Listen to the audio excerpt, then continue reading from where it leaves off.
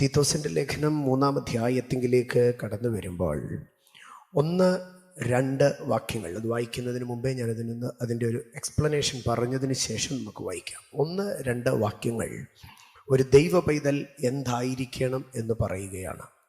3-ാം വാക്യത്തിലേക്ക് വരുമ്പോൾ ഒരശുദ്ധൻ ആരാണ് എന്ന് പറയുകയാണ്. 4, 5, 6, 7 വാക്യങ്ങളിലേക്ക് വരുമ്പോൾ ഒരു മനുഷ്യൻ ദൈവമനുഷ്യനായി തീരുന്നത് എങ്ങനെ എന്ന് പറയുകയാണ്. അങ്ങനെ 3 ഭാഗങ്ങളായി തിരിച്ച് 7 വിഷയങ്ങൾ വീതം 21 വിഷയങ്ങളാണ് നമുക്കവിടെ കാണുവാൻ കഴിയുന്നത്. ആദ്യത്തെ 2 വാക്യങ്ങളിൽ ഒരു ദൈവ മനുഷ്യനിൽ ഉണ്ടായിരിക്കേണ്ട 7 ഗുണങ്ങളെ നമുക്കവിടെ കാണുവാൻ കഴിയും.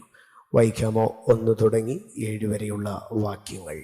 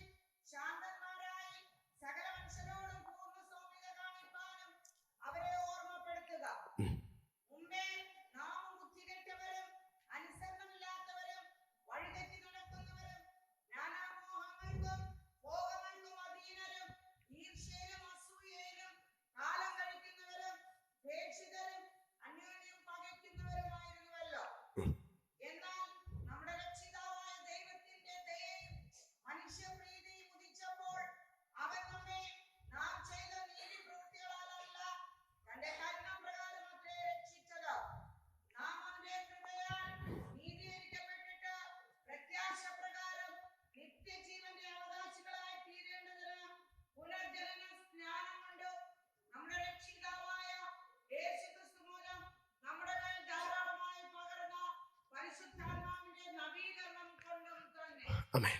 എത്ര മനോഹരമായിരിക്കുന്ന വാക്യങ്ങൾ. വിശുദ്ധ പൗലോസിൻ്റെ ലേഖനങ്ങളിലൊക്കെയും 7 വിഷയങ്ങളെ പ്രതിപാദിക്കുന്നത് തനിക്ക് വളരെ ഉത്സാഹമുള്ള വിഷയമായിരുന്നു. കൊരിന്ത്യ ലേഖനത്തിലേക്ക് കടന്നു വരുമ്പോൾ സാധാരണമായ മനുഷ്യൻ്റെ 7 വിധ താഴ്ചകളും ആ മനുഷ്യൻ്റെ രൂപാന്തര ശരീരത്തിൻ്റെ 7 വിധമായ ഉയർച്ചകളെയും അദ്ദേഹം പറയുന്നു. ഫിലിപ്പി ലേഖനം 2-ാം അധ്യായത്തിലേക്ക് കടന്നു വരുമ്പോൾ ദൈവരൂപത്തിലിരിക്കെ ദൈവത്തോടുള്ള സമത്വം മുറുകെ പിടിച്ചുകൊള്ളണമെന്ന് വിചാരിക്കാതെ ദാസരൂപമെടുത്ത മനുഷ്യ സാദൃശ്യത്തിലായി വേഷത്തിൽ മനുഷ്യനായി വിളങ്ങി തന്നെത്താൻ താഴ്ത്തി, ക്രൂശില മരണത്തോളം തന്നെത്താൻ താഴ്ത്തി അനുസരണമുള്ളവനായി തീർന്ന ക്രിസ്തുവിൻ്റെ 7 താഴ്ചകളെയും അതിനനന്തരം ദൈവം ഏറ്റവും ഉയർത്തുന്ന 7 ഉയർച്ചകളെയും അവിടെ പറയുന്നതിനെ കാണുവാൻ കഴിയും. ഇങ്ങനെ പൗലോസ് 7 വിഷയങ്ങളെ പലപ്പോഴും ആവർത്തിച്ച് പറയുന്നതിനെ കാണുവാൻ കഴിയും. ഇവിടേക്ക് കടന്നു വരുമ്പോൾ ഒന്നാമതായി ഒരു ദൈവ പൈതലിൽ ഉണ്ടായിരിക്കേണ്ട 7 ഗുണങ്ങളെ കുറിച്ച് പറയുകയാണ്. ഒന്നാമതായി പറയുന്നു വാഴ്ചകൾക്കും അധികാരങ്ങൾക്കും. അവിടെ തുടങ്ങി പറയുകയാണ് അവൻ കീഴടങ്ങുന്നവൻ ആയിരിക്കണം എന്ന് പറയുകയാണ്. അവൻ കീഴടങ്ങുന്നവൻ ആയിരിക്കണം. രണ്ടാമതായി പറയുകയാണ് അവൻ അനുസരിക്കുന്നവൻ ആയിരിക്കണം എന്ന് പറയുന്നു. മൂന്നാമതായി പറയുന്നു അവൻ സൽപ്രവൃത്തികൾക്ക് ഒരുക്കമുള്ളവനായിരിക്കണം. നാലാമതായി പറയുന്നു ആരെയും കൊണ്ടും അവൻ ഒരു ദുർവാക്ക് പറയിപ്പിക്കുന്നവനായിരിക്കരുത് എന്ന് പറയുന്നു. അഞ്ചാമതായി പറയുന്നു അവൻ കലഹിക്കാത്തവൻ ആയിരിക്കണം എന്ന് പറയുന്നു. 6ാമതായി പറയുന്നു അവൻ ശാന്തനായിരിക്കണം എന്ന് പറയുന്നു. 7ാമതായി പറയുന്നു മനുഷ്യ വ്യത്യാസമന്യേ എല്ലാ മനുഷ്യരോടും അവൻ സൗമ്യത ഉള്ളവനായിരിക്കണം എന്ന് പറയുന്നു. കീഴടങ്ങിയിരിക്കുക, അനുസരിക്കുക, സൽപ്രവർത്തികൾ ചെയ്യുക, ദൂഷണം പറയിപ്പിക്കാതിരിക്കുക, കലഹിക്കാതിരിക്കുക, ശാന്തനായിരിക്കുക, സൗമ്യനായിരിക്കുക. ഇങ്ങനെ 7 ഗുണങ്ങളാണ് ഒരു ദൈവ പൈതലിൽ കാണുന്നത്. ഒരു ദൈവ പൈതലിൽ ഈ 7 ഗുണങ്ങൾ കാണുമ്പോൾ ദൈവ പൈതൽ അല്ലാത്ത അശുദ്ധനായ ഒരു മനുഷ്യനിൽ കാണുന്ന 7 സവിശേഷതകളെ നമുക്ക് അതിൻ്റെ 3-ാം വാക്യത്തിൽ കാണുവാൻ കഴിയും. അവിടെ പറയുകയാണ് മുമ്പേ നാമം ബുദ്ധികെട്ടവരും അനുസരണമില്ലാത്തവരും വഴിതെറ്റി നടക്കുന്നവരും നാനാ മോഹങ്ങൾക്കും ഭോഗങ്ങൾക്കും അധീനരും ഈർഷ്യയിലും അസൂയയിലും കാലം കഴിക്കുന്നവരും ദ്വേഷിതരും അന്യോന്യം പകയ്ക്കുന്നവരുമായിരുന്നല്ലോ. ഇവിടേക്ക് കടന്നു വരുമ്പോൾ 7 ദോഷവശങ്ങളെയാണ് പറയുന്നത്. 1 ബുദ്ധികെട്ടവർ, 2 അനുസരണമില്ലാത്തവർ, 3 വഴിതെറ്റി നടക്കുന്നവർ, 4 ഭോഗങ്ങൾക്കും മോഹങ്ങൾക്കും അധീനരായവർ, 5 ഈർഷ്യയിലും, 6 അസൂയയിലും, 7 പകയിലും. ഇങ്ങനെ 7 ദുർസ്വഭാവങ്ങളെ അവിടെ പറയുകയാണ്. കൃപയാൽ ദൈവമക്കളായി തീർന്ന നമ്മളിൽ ആരും ഈ വിധ സ്വഭാവങ്ങൾ ഇല്ലാത്തത് കൊണ്ട് സ്തോത്രം. എന്നാൽ ഈ ദുർസ്വഭാവങ്ങളിൽ നിന്ന് സൽസ്വഭാവികളായി തീരണമെങ്കിൽ അത് എങ്ങനെ സാധ്യമാകും? അതിൻ്റെ 4 തുടങ്ങി 7 വരെയുള്ള വാക്യങ്ങളിലേക്ക് കടന്നു വരുമ്പോൾ സ്വയനീതി പ്രവർത്തികളാലല്ല എന്ന് ആവർത്തിച്ചുകൊണ്ട് ഒരു മനുഷ്യനെ വിശുദ്ധനാക്കി തീർക്കുന്ന, ഒരു മനുഷ്യനെ സ്വർഗീയനാക്കി തീർക്കുന്ന, ഒരു മനുഷ്യനെ നിത്യജീവന് അവകാശിയാക്കി തീർക്കുന്ന, ഒരു മനുഷ്യനെ ദൈവത്തോട് അടുപ്പിക്കുന്നതായ 7 വിഷയങ്ങളെ പറയുകയാണ്. ആ വിഷയങ്ങളിൽ ഓരോന്നായി നാം പഠിക്കുമ്പോൾ ഒന്നാമതായി പറയുന്നു നമ്മുടെ രക്ഷിതാവായ ദൈവത്തിൻ്റെ ദയ. രണ്ടാമതായി പറയുന്നു ദൈവത്തിന് മനുഷ്യനോടുള്ള പ്രീതി. മൂന്നാമതായി പറയുന്നു ദൈവത്തിൻ്റെ കരുണ. നാലാമതായി പറയുന്നു നീതീകരിക്കുന്ന കൃപ. അഞ്ചാമതായി പറയുന്നു പ്രത്യാശ. ആറാമതായി പറയുന്നു പുനർജനന സ്നാനം. ഏഴാമതായി പറയുന്നു ധാരാളമായി പകരുന്ന പരിശുദ്ധാത്മാവിൻ്റെ നവീകരണം. ഈ 7 വിഷയങ്ങളിൽ ഒരെണ്ണം പോലും നമ്മുടേതല്ല. ദൈവത്തിൻ്റെതായ 7 അനുഭവങ്ങൾ മനുഷ്യനിലേക്ക് നൽകിക്കൊണ്ട് മനുഷ്യനെ ഒരു ദൈവപുരുഷനാക്കി തീർക്കുന്നു. ഒരിക്കൽ കൂടെ ഞാൻ പറയാം, ദൈവത്തിൻ്റെ ദയ, ദൈവത്തിൻ്റെ മനുഷ്യനോടുള്ള ഒരു പ്രീതി, സ്തോത്രം. മൂന്നാമതായി ദൈവത്തിൻ്റെ കരുണ. നാലാമതായി ദൈവത്തിൻ്റെ കൃപ. അഞ്ചാമതായി ദൈവം മനുഷ്യന് നൽകുന്ന പ്രത്യാശ. 6 ദൈവം മനുഷ്യന് നൽകുന്ന പുനർജനന സ്നാനമെന്ന പ്രക്രിയ. 7 ദൈവം മനുഷ്യൻ്റെ ഹൃദയങ്ങളിൽ ഈ മൺപാത്രങ്ങളിൽ പകരുന്ന നിക്ഷേപമാകുന്ന ഉപനിധിയാകുന്ന ദൈവത്തിൻ്റെ പരിശുദ്ധാത്മാവ്. ഈ 7 സവിശേഷമായ അനുഭവങ്ങളിൽ കൂടെയാണ് ഒരു മനുഷ്യൻ ദൈവരാജ്യത്തിലേക്ക് എത്തുന്നത്. ഇതിലേതെങ്കിലും ഒന്ന് ഒരു മനുഷ്യൻ അഗണ്യമാക്കിയാൽ, ഇതിലേതെങ്കിലും ഒന്ന് ഒരു മനുഷ്യൻ തള്ളിക്കളഞ്ഞാൽ, ഇതിലേതെങ്കിലും ഒന്ന് ഒരു മനുഷ്യൻ ഒഴിവാക്കിയാൽ അവന് പൂർണ്ണതയിലേക്ക് കടക്കുവാൻ കഴിയുകയില്ല. ദൈവത്തിൻ്റെ ദയയെ അവൻ തള്ളിയാൽ, ദൈവത്തിന് മനുഷ്യനോടുള്ള ആ പ്രീതിയെ അവൻ ഒഴിവാക്കിയാൽ, ഇല്ല നമ്മുടെ ദൈവത്തിൻ്റെ കരുണയെക്കാട്ടിലുപരി നമ്മുടെ നീതിപ്രവർത്തികളിൽ പ്രശംസിച്ചാൽ, ദൈവം സ്വയമേ നീതീകരിക്കപ്പെടുവാൻ ആഗ്രഹിച്ച് ദൈവത്തിൻ്റെ കൃപയെ വൃഥാവാക്കിയാൽ, പ്രത്യാശ ഇല്ലാത്തവരായി കഴിഞ്ഞാൽ, പുനർജനന സ്നാനമെന്ന ദൈവ കൽപ്പനയെ അവഗണിച്ചാൽ, സ്നാനപ്പെടാതെ ഒഴിഞ്ഞു മാറിപ്പോയി കഴിഞ്ഞാൽ, ദൈവത്തിൻ്റെ ദാനമായിരിക്കുന്ന പ്രഥമ വാഗ്ദത്തമായിരിക്കുന്ന പരിശുദ്ധാത്മാവിനെ സ്വീകരിക്കാതിരുന്നാൽ, ആ ആത്മസാന്നിധ്യത്തിനകത്തും ആത്മനടത്തിപ്പിനകത്തും മുൻപോട്ട് പോകാതിരുന്നാൽ അവനിലുള്ള ദൈവിക പദ്ധതി നിവർത്തീകരിക്കപ്പെടത്തില്ല.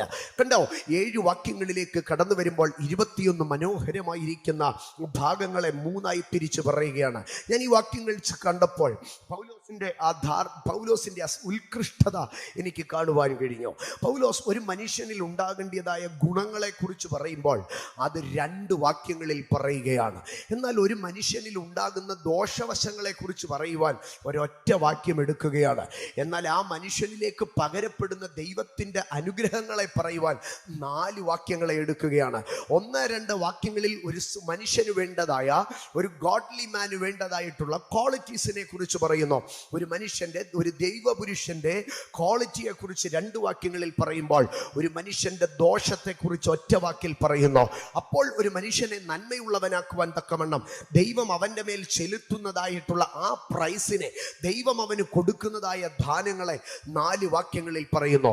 ഞാൻ പറയട്ടെ, ദൈവത്തിൻ്റെ ദാനങ്ങൾ 4 വാക്യങ്ങളിൽ നിൽക്കുമ്പോൾ, ഒരു മനുഷ്യൻ്റെ വിശുദ്ധിയുടെ അളവ് 2 വാക്യങ്ങളിൽ നിൽക്കുമ്പോൾ, ഒരു മനുഷ്യൻ്റെ പാപത്തെക്കുറിച്ച് ഒറ്റ വാക്യത്തിൽ ഒതുക്കുകയാണ് പൗലോസ്. ഇന്ന് പകൽക്കാലം ഞാൻ പറയട്ടെ, പാപത്തിന് ഏറ്റവും കുറഞ്ഞ സ്ഥാനം നൽകുക. നമ്മുടെ പ്രസംഗങ്ങളിൽ പാപത്തിന് കുറഞ്ഞ സ്ഥാനം നൽകുക. നമ്മുടെ സംഭാഷണങ്ങളിൽ പാപത്തിന് കുറഞ്ഞ സ്ഥാനം നൽകുക. പാപത്തെ ഭീകരമാക്കരുത്. പാപത്തെ ഒരു വലിയ സംഭവമാക്കരുത്. പാപത്തെ നമ്മുടെ ഒരു വലിയ ശത്രുവാക്കരുത്. പാപത്തെ ഒഴിച്ചു കളയുക. പാപത്തിന് നമ്മുടെ ജീവിതത്തിലെ ലീസ്റ്റ് പോർഷൻ കൊടുക്കുക. പാപത്തിന് നമ്മുടെ മേൽ ആധിപത്യമില്ല, പാപത്തിന് നമ്മുടെ നടുവിൽ യാതൊരു സ്ഥാനവുമില്ല എന്ന് പറഞ്ഞുകൊണ്ട് പാപത്തെക്കുറിച്ചുള്ള സംഭാഷണങ്ങൾ പോലും ഏറ്റവും ചുരുക്കമാക്കി തീർക്കുക എന്നുള്ള മനോഹരമായിരിക്കുന്ന പൗലോസിന്റെ ഒരു സിദ്ധാന്തത്തെ നമുക്കിവിടെ കാണുവാൻ കഴിയും. ദൈവം മനുഷ്യനെ ദൈവിക മനുഷ്യനാക്കുവാൻ, സ്വർഗീയനാക്കുവാൻ തക്കവണ്ണം ചെലുത്തുന്ന 7 വിഷയങ്ങളിലേക്ക് കടന്നു വരുമ്പോൾ ദൈവത്തിൻ്റെ ദയ, ദൈവത്തിൻ്റെ മനുഷ്യപ്രീതി, ദൈവത്തിൻ്റെ കരുണ, ദൈവത്തിൻ്റെ കൃപ, ദൈവത്തിൻ്റെ പ്രത്യാശ, പുനർജനന സ്നാനം, സ്തോത്രം, പരിശുദ്ധാത്മാവിൻ്റെ അഭിഷേകം. ഇതിൽ 4ാമത്തെ വിഷയത്തിലേക്കാണ് ഇന്ന് പ്രഭാതത്തിൽ കടക്കുവാൻ ആഗ്രഹിക്കുന്നത്. നാം അവൻ്റെ കൃപയാൽ നീതീകരിക്കപ്പെട്ടിട്ട് പ്രത്യാശ പ്രകാരം നിത്യജീവന്റെ അവകാശികളായി തീരേണ്ടതിന്, പ്രത്യാശ പ്രകാരം നിത്യജീവന്റെ അവകാശികളായി തീരേണ്ടതിന്. എന്നോട് ചേർന്നൊന്ന് പറയാമോ? പ്രത്യാശയാൽ നിത്യജീവന്റെ അവകാശികളായി തീരും. പ്രത്യാശയാൽ നിത്യജീവന്റെ അവകാശികളായി തീരാം. അതരം തുറന്ന് എന്നോട് ചേർന്നൊന്ന് പറഞ്ഞേ, പ്രത്യാശയാൽ നിത്യജീവന്റെ അവകാശികളായി തീരാം. ഒരു ദൈവ പൈതലിന്റെ ജീവിതത്തിലെ സമൂല പരിവർത്തനത്തിന് അടിസ്ഥാനമായിരിക്കുന്നത് ദൈവം അവന്റെ അകത്ത് നൽകുന്ന പ്രത്യാശയാണ്. ദൈവം അവന്റെ അകത്ത് നൽകുന്ന പ്രത്യാശ. ഒരുവൻ നിത്യജീവന്റെ അവകാശിയായി തീരുന്നത് അവന്റെ അകത്ത് കിടക്കുന്ന പ്രത്യാശയാണ്. ഇന്ന് പകൽക്കാലം ജീവിതത്തിനകത്ത് നിങ്ങൾക്ക് പ്രത്യാശ, ഇന്ന് പകൽക്കാലം നമ്മുടെ അകത്ത് കിടക്കുന്ന പ്രത്യാശയെ നമുക്കൊന്ന് ഊതി ഉണർത്തുന്ന ഒരു പകലായിരിക്കട്ടെ. സഹോദരങ്ങളെ, കർത്താവായ യേശുക്രിസ്തുവിന് വേറെ ഒരു പേര് നൽകുവാൻ കഴിയുമെങ്കിൽ യേശുക്രിസ്തുവിന് നൽകുവാൻ കഴിയുന്ന മറ്റൊരു പേര് സ്നേഹമെന്ന് പറയാം. കൊരിന്ത്യർക്ക് എഴുതിയ 1 ലേഖനം 13-ാം അധ്യായത്തിലേക്ക് വരുമ്പോൾ വായിക്കേണ്ട, ഞാൻ പറഞ്ഞു പോകാം. അവിടെ സ്നേഹത്തിന് പകരം യേശുക്രിസ്തു എന്നൊന്ന് നിങ്ങൾ എഴുതിക്കൊണ്ട് നോക്ക്. അതിനകത്ത് ഒരു തെറ്റും വരികയില്ല. യേശുക്രിസ്തുവിന് പറയുവാൻ കഴിയുന്ന ഒരു അപരനാമം, സ്നേഹം എന്നുള്ളതിനൊരു അപരനാമം യേശുക്രിസ്തു എന്ന് പറയാം. എന്നാൽ യേശുക്രിസ്തുവിനെ കുറിച്ച് വിശുദ്ധ പൗലോസ് കൊലോസ്യർക്ക് ലേഖനം എഴുതുമ്പോൾ ദൈവിക മർമ്മത്തെ കുറിച്ച് പറഞ്ഞിട്ട് ഇങ്ങനെയാണ് പറയുന്നത്: ആ മർമ്മം മഹത്വത്തിന്റെ പ്രത്യാശയായ ക്രിസ്തു നിങ്ങളിൽ ഇരിക്കുന്നു. അപ്പോൾ ഹൂ ഈസ് ക്രൈസ്റ്റ്? ആരാണ് ക്രിസ്തു? കൊലോസ്യർക്ക് എഴുതുന്ന ലേഖന ഭാഷയിൽ ഇങ്ങനെയാണ് എഴുതിയിരിക്കുന്നത്: ക്രിസ്തു മഹത്വത്തിന്റെ പ്രത്യാശയാണ്. Hope of glory. Christ is the hope of glory. അങ്ങനെയെങ്കിൽ ക്രിസ്തു പ്രത്യാശയാണ്. ഒരുവന്റെ അകത്തേക്ക് ക്രിസ്തു കടന്നു വരുമ്പോൾ, ക്രിസ്തുവിന്റെ ദീപ്തമായ വെളിച്ചം ഒരു മനുഷ്യനിലേക്ക് കടന്നു വരുമ്പോൾ അവനിൽ സംഭവിക്കുന്നത് അവൻ പ്രത്യാശയുള്ളവനായിരിക്കും എന്നുള്ളതാണ്. അതുകൊണ്ടാണ് വിശുദ്ധ പൗലോസ് തെസ്സലോനിക്കർക്ക് ലേഖനം എഴുതുമ്പോൾ പറഞ്ഞു, ദൈവജനത്തിന്റെ വ്യത്യാസം എന്ന് പറഞ്ഞാൽ, സ്തോത്രം, പ്രത്യാശ ഇല്ലാത്ത മറ്റുള്ളവരെ പോലെ നിങ്ങൾ ദുഃഖിക്കാതിരിക്കേണ്ടതിന്. ആകയാൽ തെസ്സലോനിക്ക സഭയെ ആഗമാനമായി അഭിസംബോധന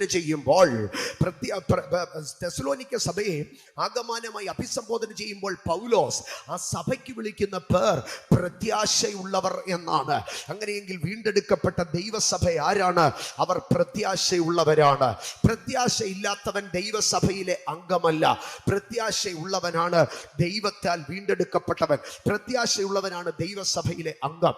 അപ്പോൾ തന്നെ ഞാൻ വളരെ ദുഃഖത്തോടുകൂടെ പറയട്ടെ, മലയാളി ക്രൈസ്തവരുടെ ഇടയിൽ, സ്തോത്രം, പ്രത്യാശ എന്ന് പറഞ്ഞാൽ, അമേൻ, പ്രത്യാശ ഗാനങ്ങൾ എന്ന് നമ്മുടെയൊക്കെ പാട്ടുപുസ്തകത്തിൽ ഒരു ഭാഗമുണ്ട്. എന്താണ് ഈ പ്രത്യാശ ഗാനങ്ങൾ എന്നറിയാമോ? ഇത് എപ്പോൾ പാടേണ്ടിയത് പാട്ടാണെന്നറിയാമോ? നമ്മളൊക്കെ പ്രത്യാശയെക്കുറിച്ച് വാദോരാതെ സംസാരിക്കുന്നത് എപ്പോഴാണെന്നറിയാമോ? നമുക്കൊക്കെ സെമിട്രിയിൽ കടന്നു വരുമ്പോൾ, കല്ലറയിൽ കടന്നു വരുമ്പോഴാണ് പ്രത്യാശ കടന്നു വരുന്നത്. നോ, കല്ലറയ്ക്കകത്ത് മാത്രമല്ല പ്രത്യാശയുള്ളത്. ഒരു മനുഷ്യന്റെ ജീവിതത്തിൽ അവൻ, ഇവിടെ പറയുകയാണ്, കൃപയാൽ നിങ്ങൾ നീതീകരിക്കപ്പെടുന്ന അന്ന് തുടങ്ങി നിങ്ങളിൽ കർത്താവായ യേശുക്രിസ്തുവിന്റെ രക്തത്താലുള്ള നീതീകരണം സംഭവിക്കുന്ന അന്ന് തുടങ്ങി നിങ്ങളുടെ അകത്ത് എന്തുണ്ടാകണം? ഒരു പ്രത്യാശയുണ്ടായിരിക്കണം. എല്ലാറ്റിനെ കുറിച്ചും നിങ്ങൾക്കൊരു പ്രത്യാശയുണ്ടാകണം.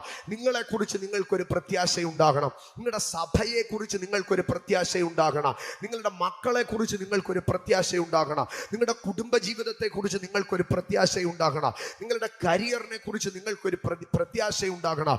ഒരു ശുശ്രൂഷകൻ എന്നുള്ള നിലയിൽ എൻ്റെ ശുശ്രൂഷയെ കുറിച്ച് എനിക്കൊരു പ്രത്യാശയുണ്ടാകണം. പ്രത്യാശയിൽ സമൃദ്ധിയുള്ളവരായി സകല പ്രത്യാശയുടെ നിറവിനെ നാം പ്രാപിക്കുന്നവരായിരിക്കണം. അതുകൊണ്ടാണ് പൗലോസ് പറയുന്നത്, ഈ ലോകത്തിൽ മാത്രം നിങ്ങൾ പ്രത്യാശ വെക്കുന്നുവെങ്കിൽ സകല മനുഷ്യരിലും അരിഷ്ടരത്രേ. ആകയാൽ പ്രത്യാശ ഈ ലോകത്തിൽ മാത്രമായി ചുരുങ്ങിപ്പോകരുത്, പരലോകത്തിലും മാത്രമായി ചുരുങ്ങിപ്പോകരുത്. ഇഹത്തിലും പരത്തിലും കൂടെ നിലനിൽക്കുന്ന ഒരനുഭവമാണ് പ്രത്യാശ. അമേൻ. എന്നെ ശ്രദ്ധിക്കുന്നവർ ഹൃദയത്തിൽ ഒന്ന് ഊട്ടി ഉറപ്പിച്ചാട്ടെ, പ്രത്യാശ ഇഹത്തിലും പരത്തിലും ഉണ്ടായിരിക്കേണ്ടതാണ്.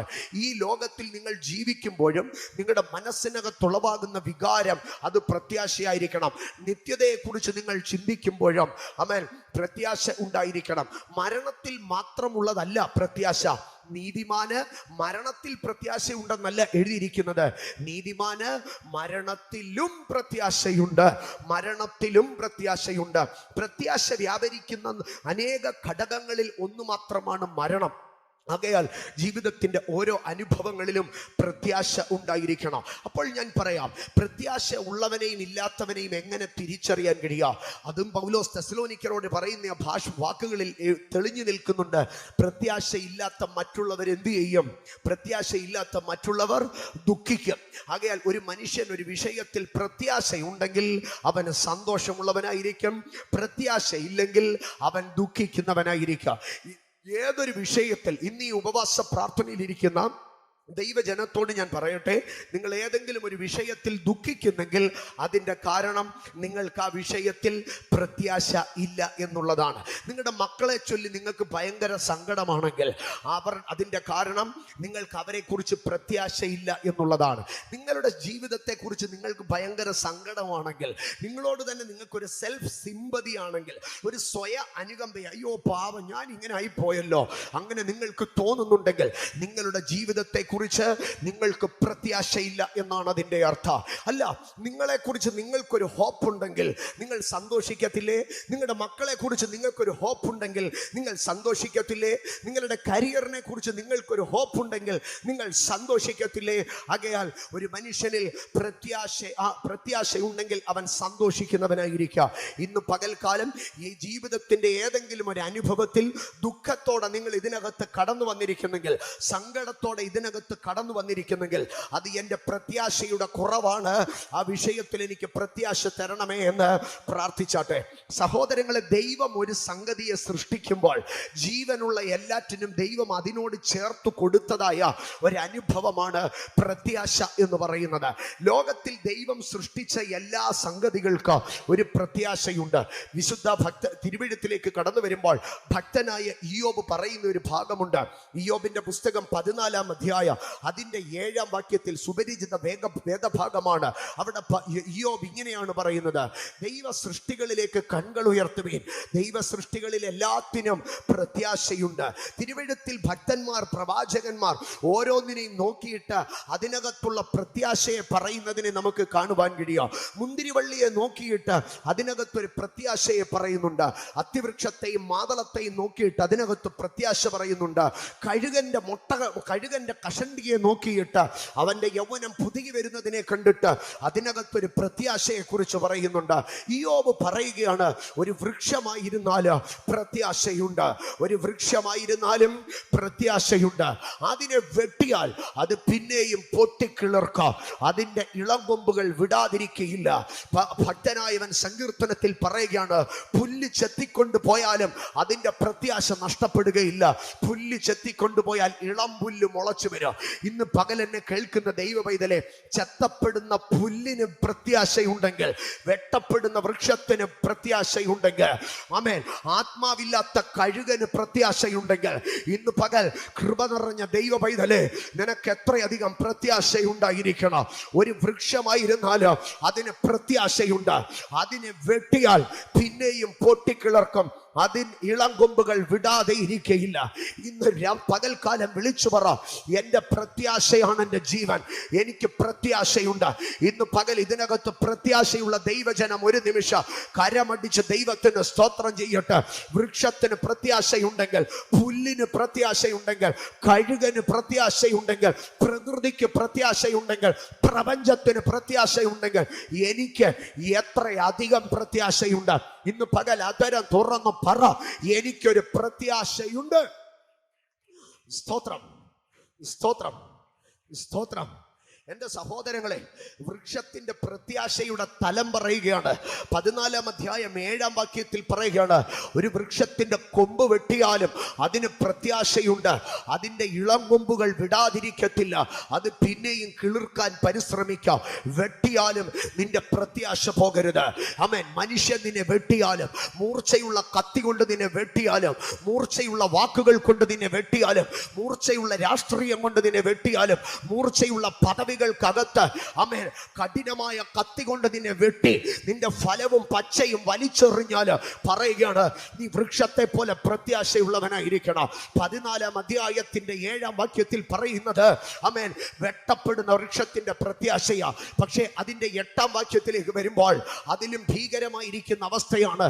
ഇയ്യോബ് 14:8 പറയുകയാണ് അതിന്റെ വേർ നിലത്ത് പഴകിയാൽ, അതിന്റെ വേർ നിലത്ത് പഴകിയാൽ, അതിന്റെ കുറ്റി മണ്ണിൽ കെട്ടുപോയാൽ, ഇന്ന് പകൽക്കാലം ദൈവത്തിന്റെ പൈതലേ, നിന്റെ കാലങ്ങൾ പലതും പഴകിപ്പോയി, പ്രതീക്ഷകൾ പഴകിപ്പോയി, നടക്കേണ്ട സമയം കഴിഞ്ഞോ, ആമേൻ, വിവാഹം നടക്കേണ്ട സമയം കഴിഞ്ഞോ, ശുശ്രൂഷയിൽ പ്രകാശിക്കേണ്ട സമയം കഴിഞ്ഞോ, അഡ്മിഷൻ കിട്ടേണ്ട സമയം കഴിഞ്ഞോ, ജീവിതത്തിൽ എവിടെങ്കിലും എത്തേണ്ട സമയം കഴിഞ്ഞോ, നിന്റെ വേര് പഴകിപ്പോയത് കൊണ്ട് വൃക്ഷത്തെ പറയുകയാണ് അതിന്റെ വേര് പഴകിയാൽ അതിന്റെ പ്രത്യാശ വിടത്തില്ല. അതിന്റെ വേര് പഴകിയാൽ അതിന്റെ പ്രത്യാശ വിടത്തില്ല. വേര് പഴകിയെന്ന് മാത്രമല്ല, അതിന്റെ അടുത്ത ഭാഗം പറയുകയാണ് അതിന്റെ കുറ്റി മണ്ണിനകത്ത് കെട്ടുപോയാൽ, അതിന്റെ കുറ്റി മണ്ണിനകത്ത് കെട്ടുപോയാൽ, ഇന്ന് പകൽക്കാലം വീണ്ടെടുക്കപ്പെട്ട ദൈവ പൈതൽ പറ, ഈ മണ്ണിനകത്ത്, ഈ മനുഷ്യരുടെ ഇടയിൽ, ഈ ലോകത്തിന്റെ ഇടയിൽ, ഈ പാപികളുടെ ഇടയിൽ, ഈ മ്ലേച്ഛതകളുടെ ഇടയിൽ എന്റെ കുറ്റി കെട്ടുപോയാൽ, ഈ ദുഷ്ടന്മാരുടെ ഇടയിൽ എന്റെ കുറ്റി കെട്ടുപോയാൽ എന്റെ അകത്തൊരു പ്രത്യാശയുണ്ട്. ഞാൻ പൊട്ടിക്കിളർക്കാം. ഇന്ന് പകൽക്കാലം വെട്ടപ്പെട്ട കൊമ്പായിരുന്നാലും, പഴകിപ്പോയ വേരായാലും, കെട്ടുപോയ കുറ്റിയായാലും നിന്നെ റീജനറേറ്റ് ചെയ്യാൻ, നിനക്കൊരു റീബർത്ത് നൽകാൻ ഇന്ന് പകൽ പരിശുദ്ധാത്മാവ് ഒരു പ്രത്യാശയുടെ കിരണം നിന്റെ മേൽ വീശുകയാണ്. എവിടെയൊക്കെയോ നിരാശയുടെ കാർമേഘങ്ങൾ വീണ, എവിടെയൊക്കെയോ നിരാശയുടെ ഇരുട്ടുകൾ വീണ, എവിടെയൊക്കെയോ നിരാശയുടെ കൊളുത്തുകൾ പിടിച്ച ചില ജീവിതങ്ങളുടെ മേൽ പരിശുദ്ധാത്മാവ് ഇന്ന് പകൽ ചലിച്ചു തുടങ്ങുകയാണ്. അർദ്ധന മാരത്തനി അൽധനം പരാശരം അട്ടിമം പ്രൗലകാരി മധുര മഹസ്യാദര. Holy Spirit, Holy Spirit, Ratane Maraga Sandaradi, Oh Rabakathoro Mahasia, Arte Lagatiram Pravani, in the Pagal Viswasiga, in the Pagal Viswasiga, Arthanaman, Hadaragadari, Arthanagara, Kadagalagadari, Vetapata Komba Hiranala, Piragi Poya Verayala, Ketuboya Kuti Ayala, Nine Pudipikan, Nine Panadakan, Nine Onuda Taibola Kilurti. എന്റെ ദൈവത്തിന് കഴിയോ? Samara Manara Bakara Balia Arthana Legacy Maratha Negante Aldo Ramashya Baraga Tenaga Samthana Hate Ulbaragasya Pravana Hataram Tenadi. Holy Spirit, ആ വൃക്ഷത്തിന്റെ 3 സീസണെ പറയുകയാണ്. ആ വൃക്ഷത്തിന്റെ 3 season: 1 കൊമ്പ് വെട്ടിയ കാലം, 2 വേര് പഴകിയ കാലം, 3 ഏറ്റവും കഷ്ടകാലം, കെട്ടകാലം, അവന്റെ കുറ്റി കെട്ടുപോയ, കുറ്റി മണ്ണിൽ കെട്ടുപോയ കാലം. ഞാൻ ആ വൃക്ഷത്തിന്റെ അടുക്കൽ ചെന്ന് ചോദിച്ചോ, ഹേ വൃക്ഷമേ, കൊമ്പ് വെട്ടപ്പെട്ടിട്ടോ, വേര് പഴകിയിട്ടോ, കുറ്റി കെട്ടുപോയിട്ടോ, നീ ഇപ്പോഴും ഭയങ്കര പ്രത്യാശ പറഞ്ഞുകൊണ്ടിരിക്കുകയല്ലേ? നീ എങ്ങനെ ജീവിക്കോ? നീ എങ്ങനെ ജീവിക്കും? നിന്റെ അകത്ത് എന്തോ ഉണ്ട്. എടാ, നിന്റെ കൊമ്പെല്ലാം വെട്ടിക്കളഞ്ഞില്ലേ? എടാ, നിന്റെ വേര് പഴകിപ്പോയില്ലേ? എടാ, നിന്റെ കുറ്റി കെട്ടുപോയില്ലേ? എടാ, നിനക്കാരുണ്ട് സഹായിക്കാൻ? കുടുംബക്കാരുണ്ടോ? വീട്ടുകാരുണ്ടോ? ചാർച്ചക്കാരുണ്ടോ? അതോ നിനക്ക് ആരോഗ്യമുണ്ടോ? അതോ നീ പഠിച്ച ടെക്നോളജിയൊക്കെ കാലഹരണപ്പെട്ടു പോയില്ലേ? നിന്റെ സർട്ടിഫിക്കറ്റ് ഒക്കെ ഔട്ട്ഡേറ്റഡ് ആയില്ലേ? നിന്റെ ബുദ്ധിയൊക്കെ ആമേൻ അത് പഴഞ്ചനായി പോയില്ലേ? ഇനി നിനക്ക് ആരോഗ്യമുണ്ടോ? നിന്നെ സഹായിപ്പാൻ ആരെങ്കിലും ഉണ്ടോ? അതോ നിനക്ക് നീ വലിയ പ്രാർത്ഥനാ മനുഷ്യനാണോ? അതോ നിനക്ക് ഭയങ്കര കൃപാവരമുണ്ടോ? ഹേ വൃക്ഷമേ, നീ എങ്ങനെ പൊങ്ങി വരോ? ആ വൃക്ഷം എന്റെ അടുക്കൽ മറുപടി പറഞ്ഞു, എന്റെ അകത്തൊരു പച്ചപ്പ് കാണത്തില്ല, എന്റെ അകത്തൊരു ജീവൻ കാണത്തില്ല, എന്റെ കുറ്റി കെട്ടുപോയതായിരിക്കാം. പക്ഷേ ആകാശത്ത് നിന്ന് പൊഴിയുന്ന മഴ നീർത്തോടുകളിൽ കൂടെ പെയ്ത് ആ വെള്ളത്തിന്റെ ഗന്ധം എന്റെ അടുക്കലേക്ക് കടന്നു വരുമ്പോൾ, ആ വെള്ളം എന്റെ അടുക്കലേക്ക് കടന്നു വരുമ്പോൾ, ആ പരിശുദ്ധാത്മാവിന്റെ നനവ് എനിക്ക് കിട്ടുമ്പോൾ, ആ കൃപയുടെ നനവ് എനിക്ക് കിട്ടുമ്പോൾ, ആ ദൈവശക്തിയുടെ നനവ് എനിക്ക് കിട്ടുമ്പോൾ ഞാൻ പൊട്ടിക്കിളിർക്കാൻ തുടങ്ങാം. ഇന്ന് പകൽക്കാലം വെട്ടപ്പെട്ട വൃക്ഷമേ, കെട്ടുപോയ കുറ്റിയെ, പഴകിപ്പോയ വേരെ, അഴുകിപ്പോയ മരമേ, ഇന്ന് പകൽക്കാലം നീ റീബർത്ത് നിനക്ക് നിനക്കൊരു റീബർത്ത് ഉണ്ട്, നിനക്കൊരു റീജനറേഷൻ ഉണ്ട്. അതിന്റെ റീസൺ, അതിന്റെ അടിസ്ഥാനം നിന്റെ അകത്ത് കിടക്കുന്ന ആ ചെറിയ ജീവനല്ല, നിങ്ങളിലേക്ക് ഒഴുകി വരുന്ന, നിങ്ങളിലേക്ക് വരുന്ന ആ വെള്ളത്തിന്റെ ഗന്ധം, നിങ്ങളിലേക്ക് വരുന്ന ആ വെള്ളത്തിന്റെ ഗന്ധം. ഇതാ ഈ പ്രാർത്ഥനയ്ക്കകത്ത്, ഈ ഉപവാസത്തിന്റെ പകൽ വേളയിൽ ചില ജീവിതങ്ങളിലേക്ക് വെള്ളത്തിന്റെ ഗന്ധം വരികയാണ്, വെള്ളത്തിന്റെ ഗന്ധം വരികയാണ്, വെള്ളത്തിന്റെ ഗന്ധം. മൂടിപ്പോയ വിഷയങ്ങൾക്കകത്തേക്ക്, മങ്ങിപ്പോയ വിഷയങ്ങൾക്കകത്തേക്ക്, തള്ളിക്കളഞ്ഞ വിഷയങ്ങൾക്കകത്തേക്ക് ഇന്ന് പകൽ പരിശുദ്ധാത്മാവിന്റെ വെള്ളം ഒഴുകി വരുന്നു, ഒഴുകി വരുന്നു, ഒഴുകി വരുന്നു. അൽത്തന മര ശരപ്രഭാനി, ഇന്ന് പകൽ നിനക്ക് എഴുന്നേക്കാൻ കഴിയാത്ത വിഷയത്തിൽ നിന്നെ എഴുന്നേൽപ്പിക്കാൻ ഒരു പരിശുദ്ധാത്മാവിന്റെ നീരുറവ, ഒരു അഭിഷേകത്തിന്റെ നീരുറവ ഇതാ പരിശുദ്ധാത്മാവ് ചിലരെ തൊട്ടുകൊണ്ടിരിക്കുന്നു. Yes, this is the hour of Holy Spirit. ഇത് പരിശുദ്ധാത്മാവിന്റെ നാഴികയാ, ഇത് പരിശുദ്ധാത്മാവിന്റെ മണിക്കൂറാ. നിന്നെ സഹായിപ്പാൻ ഒരു മനുഷ്യനും വരത്തില്ല, നിനക്ക് തുണ നിൽപ്പാൻ ഒരുത്തനും ഇറങ്ങി വരത്തില്ല. പക്ഷേ ഇന്ന് പകൽ ഒരു പരിശുദ്ധാത്മാവിന്റെ ഗന്ധ, ഒരു കൃപയുടെ ഗന്ധ, ഒരു വെള്ളത്തിന്റെ ഗന്ധ, ഒരു നീതിയുടെ ഗന്ധ, ഒരു വിശുദ്ധിയുടെ ഗന്ധ, ഒരു ദൈവകൃപയുടെ ഗന്ധം. അത്തലം ഭടാരവം ഭരാ ഭരാ ഭരാശിയ അർദ്ധലമാര ഘടക ധരക ധരക ധര അർദ്ധരാര രാര രാരിയ അർദ്ധനാദി ഘടകലകര ഹൈഡരത്ത ഭാരി വൈഡ അർദ്ധനാദി ബലകശബ്ദ രാധബേരി അത്തുലാമര പ്രവശ പ്രവാലിയ. ഹോളി സ്പിരിറ്റ് റിഗമരന സതരാധിയാധരാധിയ. ജീസസ്, ഞാൻ ഒന്നുകൂടെ ആവർത്തിക്കട്ടെ. വൃക്ഷത്തിന് പ്രത്യാശയുണ്ടെങ്കിൽ വെട്ടിക്കൊണ്ടുപോകുന്ന പുല്ലിനപ്പുറം ഇളം പുല്ല് മുളയ്ക്കുമെന്ന് വെറും പുല്ലിനൊരു പ്രത്യാശയുണ്ടെങ്കിൽ, കൊഴിയുന്ന രോമത്തെ നോക്കി സങ്കടം പറയാതെ പാറയുടെ പിളർപ്പിലിരുന്ന് പ്രത്യാശയോടെ കാത്തിരിക്കുന്ന കഴുകന് പ്രത്യാശയുണ്ടെങ്കിൽ, ഇന്ന് പകൽ എന്നെ കേൾക്കുന്ന കുഞ്ഞാടിന്റെ രക്തം കൊണ്ട് വിലക്കെടുത്ത് വീണ്ടെടുക്കപ്പെട്ട എൻ്റെ കർത്താവിൻ്റെ പൊന്നു പൈതലെ, എൻ്റെ കർത്താവിൻ്റെ ശ്രേഷ്ഠ ഭൃത്യനെ, ഞാൻ നിന്നോട് ചോദിക്കട്ടെ, നിന്റെ പ്രത്യാശയ്ക്ക് എങ്ങനെ ഭംഗം വരും? നിന്റെ പ്രത്യാശയ്ക്ക് എങ്ങനെ കുറവ് വരും? ഇല്ല.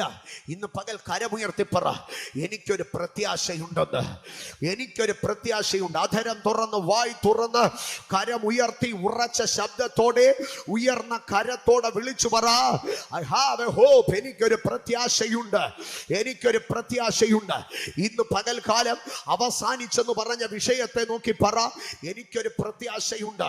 മുടിഞ്ഞു വാരി എന്ന് പറഞ്ഞ വിഷയത്തെ നോക്കി പറ, എനിക്കൊരു പ്രത്യാശയുണ്ട്. തീർന്നെന്ന് പറഞ്ഞ വിഷയത്തെ നോക്കി പറ, എനിക്കൊരു പ്രത്യാശയുണ്ട്. നിന്റെ ഫുൾ സ്റ്റോപ്പുകൾക്കപ്പുറം നീ പറ, എനിക്കൊരു പ്രത്യാശയുണ്ട്. ഇന്ന് പകൽ ദൈവം ചിലതിനെ ചലിപ്പിക്കാൻ പോവുകയാണ്. ഇന്ന് പകൽ എന്നെ കേൾക്കുന്ന ദൈവ പൈതലേ, ആമേൻ, കല്ലറയ്ക്കകത്ത് കൊണ്ടുവന്ന്, ആമേൻ, മണ്ണോട് മണ്ണ് ചേരാൻ തക്കവണ്ണം ശരീരത്തെ അടക്കുമ്പോൾ, എത്ര കാലം പഴകിയാലും കർത്താവിൻ്റെ കാഹളം ധ്വനിക്കുമ്പോൾ ഇത് ഉയർത്തുവരും, തേജസ്സോടെ ഉയർത്തുവരുമെന്ന് നിനക്ക് പ്രത്യാശിക്കാൻ കഴിയുമെങ്കിൽ, നിന്റെ ഇന്നിൻ്റെ വിഷയങ്ങളുടെ മേൽ നിനക്ക് പ്രത്യാശിക്കാൻ കഴിയാതിരിക്കുമോ? ഇല്ല. ഇന്ന് നിന്നെ അലട്ടുന്ന വിഷയങ്ങളെ നോക്കി, അത് കുടുംബത്തിലേതാകട്ടെ, അത് വ്യക്തിപരമാകട്ടെ, അത് സാമൂഹികമാകട്ടെ, അധരം തുറന്ന വിഷയത്തിന്മേൽ ക്ലെയിം ചെയ്തു പറ, എനിക്കിതിന്മേൽ പ്രത്യാശയുണ്ട്, എനിക്കിതിന്മേൽ പ്രത്യാശയുണ്ട്. സഹോദരങ്ങളെ, ഒരു മനുഷ്യന്റെ ജീവിതത്തിന്റെ വിജയത്തിന്റെ രഹസ്യം പ്രത്യാശയാണ്. ഒരു മനുഷ്യന്റെ ജീവിതത്തിന്റെ വിജയത്തിന്റെ രഹസ്യം പ്രത്യാശയാണ്. ആമേൻ. അങ്ങനെയെങ്കിൽ ഇന്ന് പകൽ എന്നോട് ചേർന്നെന്ന് പറഞ്ഞേ, ഞാൻ പ്രത്യാശയാൽ ജയമെടുക്കുമെന്ന് പറഞ്ഞേ, ഞാൻ പ്രത്യാശയാൽ ജയമെടുക്കും. കരമുയർത്തി, അധരം തുറന്ന്, കണ്ണുകളെ തുറന്ന് എന്നോട് ചേർന്ന് പറഞ്ഞേ, ഞാൻ പ്രത്യാശയാൽ ജയമെടുക്കാം. എൻ്റെ സഹോദരങ്ങളെ, പ്രത്യാശയാണ് ഒരു മനുഷ്യന് സകലവുമായി തീരുന്നത്. ആമേൻ. റോമാലേഖനം 8-ാം അധ്യായം 24-ാം വാക്യത്തിലേക്ക് വരുമ്പോൾ ഞാൻ ഓരോ ഭാഗങ്ങളിലേക്ക് കടന്നു വരികയാണ്. റോമാലേഖനം 8-ാം അധ്യായം 24-ാം വാക്യത്തിലേക്ക് വരുമ്പോൾ അവിടെ പൗലോസ് ഇങ്ങനെയാണ് പറയുന്നത്, നമ്മുടെ ജീവിതത്തിൽ ഒരു പ്രത്യാശ ഉണ്ടാകുന്നെങ്കിൽ, നമ്മുടെ ജീവിതത്തിൽ ഒരു വിടുതൽ ഉണ്ടാകുന്നെങ്കിൽ, നമ്മുടെ ജീവിതത്തിൽ ഒരു രക്ഷയുണ്ടാകുന്നെങ്കിൽ, അത് എന്തുകൊണ്ടേ ഉണ്ടാകത്തുള്ളൂ? പ്രത്യാശ മുഖാന്തരമേ ഉണ്ടാകത്തുള്ളൂ. അതിൻ്റെ 1-ാം ഭാഗം ഇങ്ങനെയാണ് പറയുന്നത്, പ്രത്യാശയാലല്ലോ നാം രക്ഷിക്കപ്പെട്ടിരിക്കുന്നത്. പ്രത്യാശയാലല്ലോ നാം രക്ഷിക്കപ്പെട്ടിരിക്കുന്നത്. ഇന്ന് പകൽ അധരം തുറന്ന് പറയണം, വിശ്വസിക്കണം, പ്രത്യാശയാണ് എന്നെ രക്ഷിക്കുന്നത്. ആമേൻ. അങ്ങനെയെങ്കിൽ ഞാൻ പറയട്ടെ, പ്രത്യാശയാണ് നിങ്ങളെ രക്ഷിക്കുന്നതെങ്കിൽ നിരാശ നിങ്ങളെ രക്ഷിക്കുമോ? ഇല്ല. നിരാശ നിങ്ങളെ തകർക്കും, പ്രത്യാശ നിങ്ങളെ രക്ഷിക്കുക. അങ്ങനെയെങ്കിൽ പ്രത്യാശയുടെ വാക്കുകൾ നിങ്ങളെ രക്ഷിക്കുക, പ്രത്യാശയുടെ ബോഡി ലാംഗ്വേജ് നിങ്ങളെ രക്ഷിക്കുക, പ്രത്യാശയുടെ പെരുമാറ്റം നിങ്ങളെ രക്ഷിക്കുക, പ്രത്യാശയുടെ ആരാധന നിങ്ങളെ രക്ഷിക്കുക. പ്രത്യാശയിൽ ഉറച്ചു നിന്നാൽ നിങ്ങൾ രക്ഷിക്കപ്പെടും. അങ്ങനെയെങ്കിൽ ഞാൻ തിരികെ ചോദിക്കട്ടെ, നിരാശയുടെ വാക്ക് പറഞ്ഞാൽ രക്ഷിക്കപ്പെടുമോ? നിരാശയുടെ ബോഡി ലാംഗ്വേജിൽ ഇരുന്നാൽ രക്ഷിക്കപ്പെടുമോ? ആരാധനയ്ക്ക് വന്ന് നിരാശയോടുകൂടെ തലയും കുമ്പിട്ട് സങ്കടപ്പെട്ട് മുഖം മൂടി എവിടെയെങ്കിലും മൂലയ്ക്ക് പോയി ഇരുന്നാൽ നീ രക്ഷിക്കപ്പെടുമോ? ഇല്ല. ദൈവത്തിന്റെ പൈതലെ, നിന്റെ നിരാശ നിന്നെ രക്ഷിക്കത്തില്ല, നിന്റെ പ്രത്യാശ നിന്നെ രക്ഷിക്കുന്നത്. എന്താ സഹോദരി ഇപ്പൊ ആരാധനയിലൊക്കെ പുറകിലാണല്ലോ? എന്താ ഇന്നങ്ങ് ബാക്ക് ബെഞ്ചിൽ ഇരിക്കുന്നത്? എന്താ ഇപ്പം വളരെ പിന്മാറ്റത്തിന്റെ ഒരു അവസ്ഥ?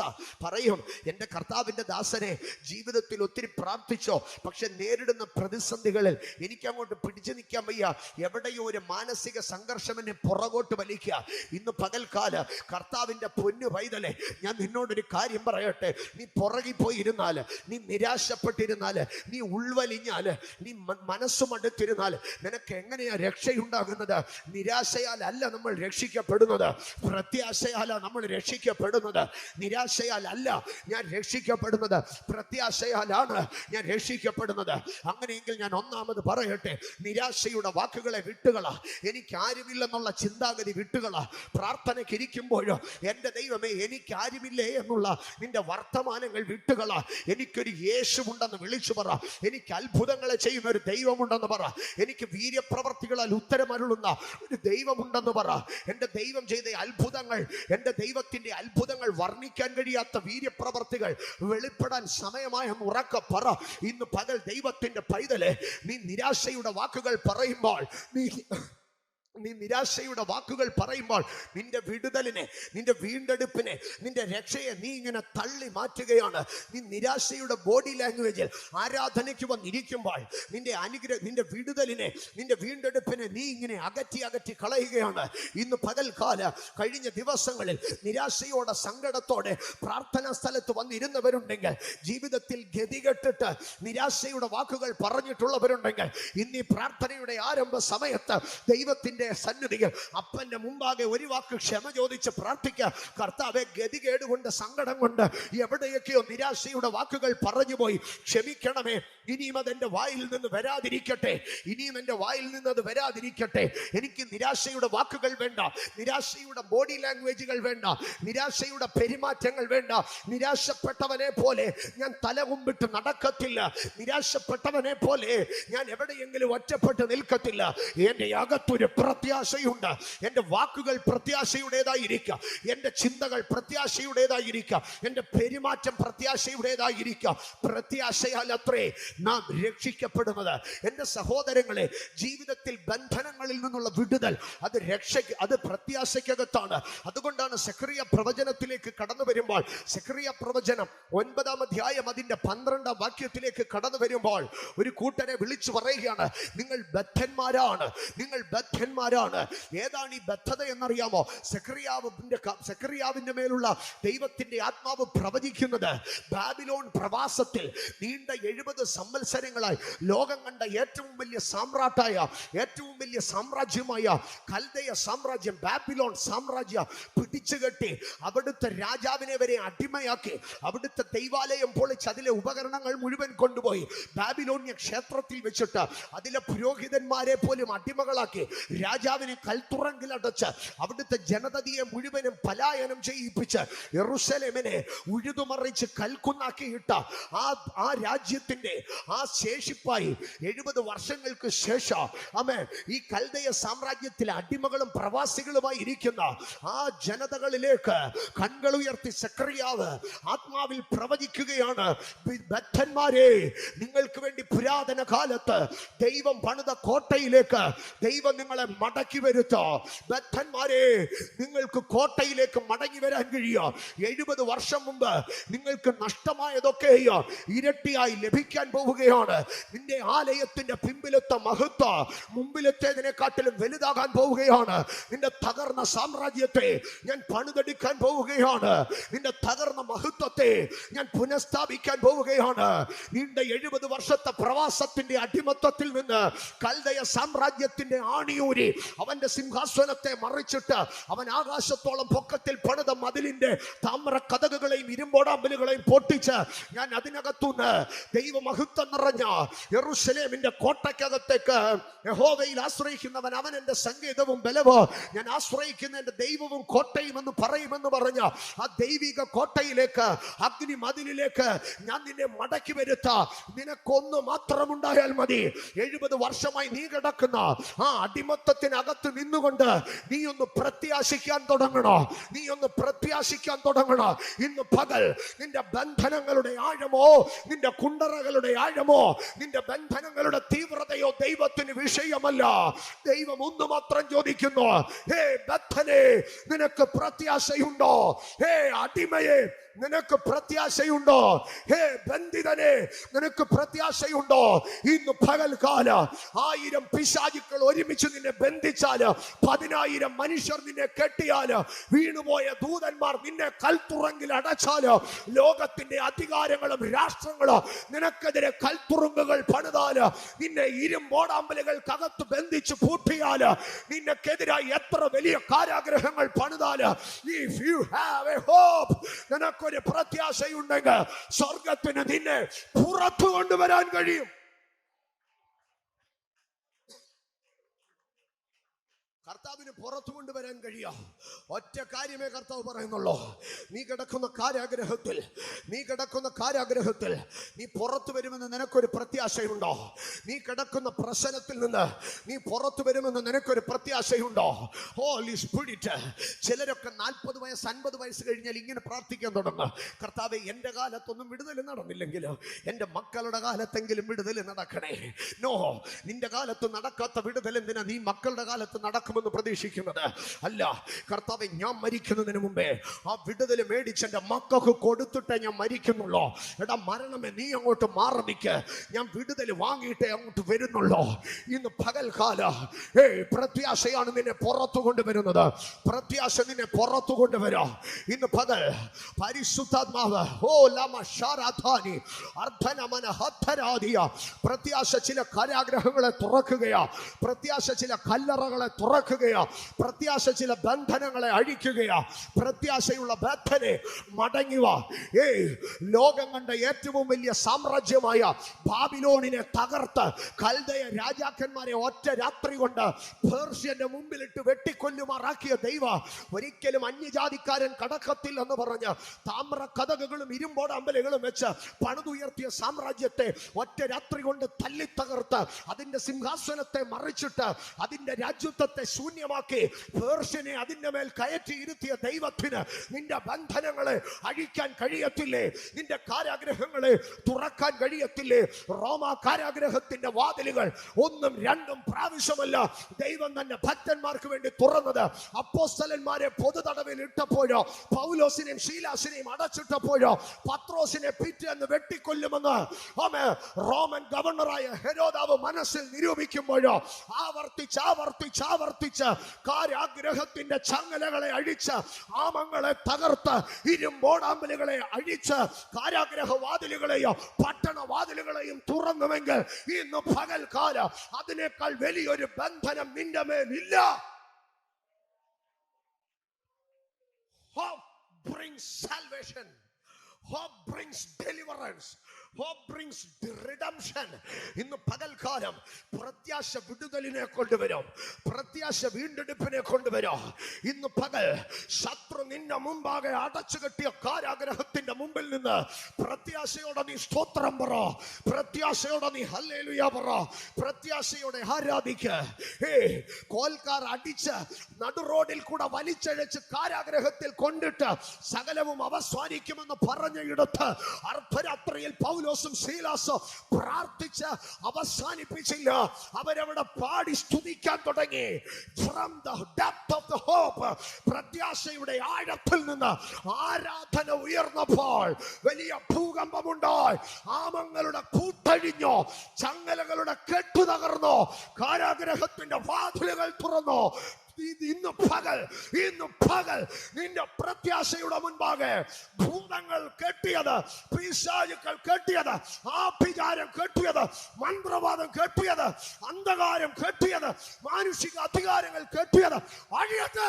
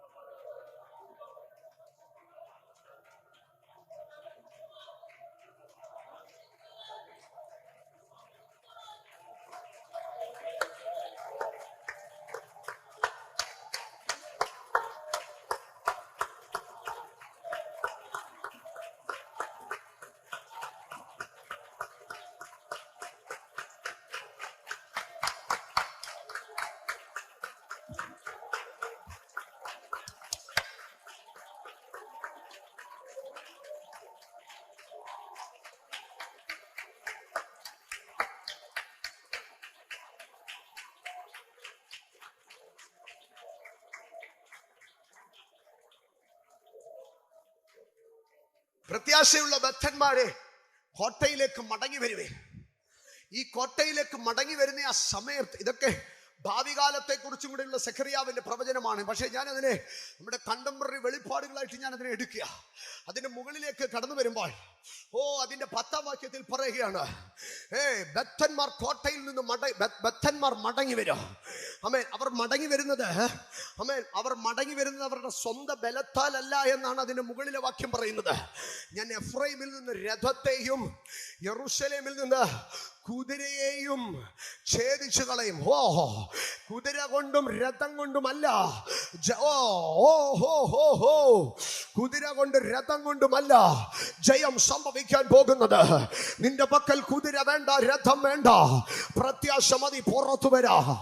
എന്നിട്ട് അടുത്തത് പറയുകയാണ്, പടയുടെ വില്ല് പടവില്ലൊടിഞ്ഞു പോകോ, പക്ഷേ പ്രത്യാശയുള്ളവൻ പുറത്തു വരും. യെസ്, ഞാൻ പറയട്ടെ, രഥങ്ങൾ ഛേദിക്കപ്പെട്ടാലും പ്രത്യാശയുള്ളവൻ പുറത്തു വരും. കുതിരകൾ ഛേദിക്കപ്പെട്ടാലും പ്രത്യാശയുള്ളവൻ പുറത്തു വരും. പടവിൽ ഒടിഞ്ഞു പോയാലും പ്രത്യാശയുള്ളവൻ പുറത്തു വരും. വിശ്വസിക്കാൻ കഴിയുന്നുണ്ടോ?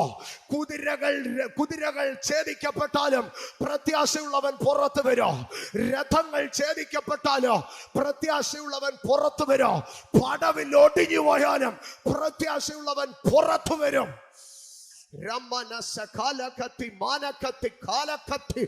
അത്തല്ലാതി കടകന്താലി പത്തരമൗടി പ്രവരശേരി അത്തലബല.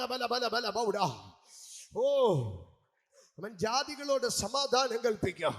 അവന്റെ ആധിപത്യം സമുദ്രം മുതൽ സമുദ്രം വരെ, നദി മുതൽ ഭൂമിയുടെ അറ്റങ്ങളോളവുമാകാം.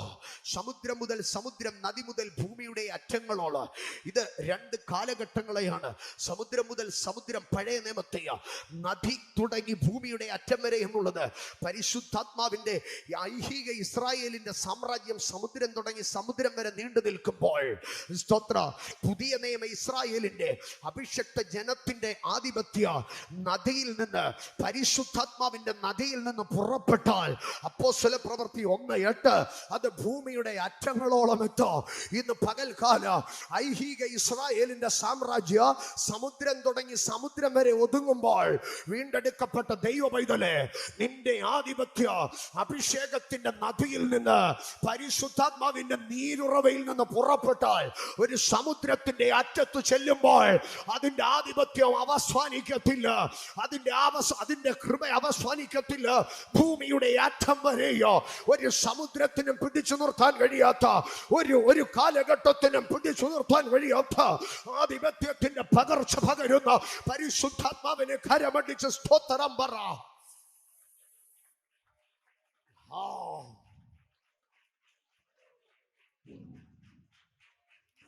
ലോകം കണ്ട മഹത്തായ സാമ്രാജ്യങ്ങളൊക്കെ സമുദ്രതീരത്തെത്തുമ്പോൾ ആധിപത്യം അവസാനിച്ചു. യവന സാമ്രാജ്യത്തിന്റെ തലതൊട്ടപ്പനായ അലക്സാണ്ടർ സമുദ്രത്തിന്റെ തീരത്ത് വന്നു നിന്നിട്ട് പറഞ്ഞു, ഹേ മഹാസമുദ്രമേ, നീ കരയായിരുന്നെങ്കിൽ എനിക്ക് എന്റെ ആധിപത്യത്തെ വിശാലപ്പെടുത്താം. പക്ഷേ സമുദ്രതീരത്ത് വന്നപ്പോൾ എന്റെ ആധിപത്യം അവസാനിച്ചു. ആമേൻ. അലക്സാണ്ടറിനും സോക്രട്ടീസിനും വിശാലപ്പെടുത്താൻ കഴിയാഞ്ഞത്, അക്ബറിനും സീസറുമാർക്കും വിശാലപ്പെടുത്താൻ കഴിയാതിരുന്നത്, മുസോളിനിക്കും ടോളമിക്കും നീണ്ടാവാൻ കഴിയാതിരുന്നത്, ഹിറ്റ്ലറിനും മാർക്സിസത്തിനും നാസിസത്തിനും വികസിപ്പിക്കാൻ കഴിയാത്തത്, പരിശുദ്ധാത്മാവിന്റെ നദിക്കകത്തു നിന്ന് പുറപ്പെടുന്നവന് ഭൂമിയുടെ ആറ്റങ്ങളോളം എത്താൻ കഴിയോ?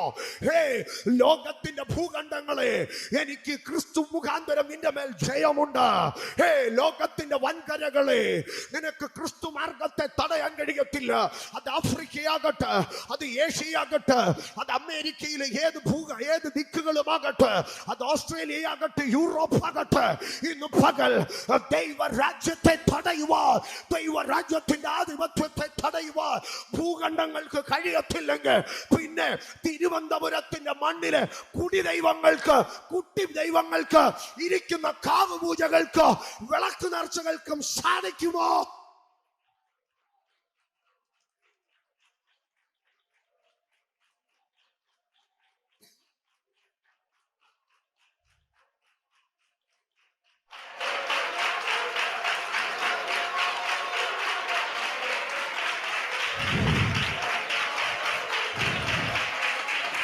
പത്താം വാക്യത്തിൽ പറയുക, സെഖറിയ 9:10 പറയുക, സെഖറിയ 9:10 പറയുക, എഫ്രൈമിൽ നിന്ന് ഞാൻ രഥത്തെയും യെരൂശലേമിൽ നിന്ന് ഞാൻ കുതിരയെയും ഛേദിച്ചു കളയും.